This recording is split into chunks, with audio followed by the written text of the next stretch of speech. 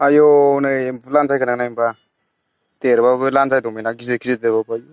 दिनैसो एफाराब गिदिर एम्बुखौ लानजाय गोनां नुफेरदां देनजारखा एफाराब गिदिर बावबो लानजाय दंलायलायो नायलाय एम्बुआ बिसि गिदिर देरबाथाय जयोथाय एम्बुना लानजाया बेसे गिदिर देरबा थाखायो नामाथाय नुवाथ' आरो बारा लानजाय गोनां बेसे गिदिरबाथ' जनांसिगौमोन ना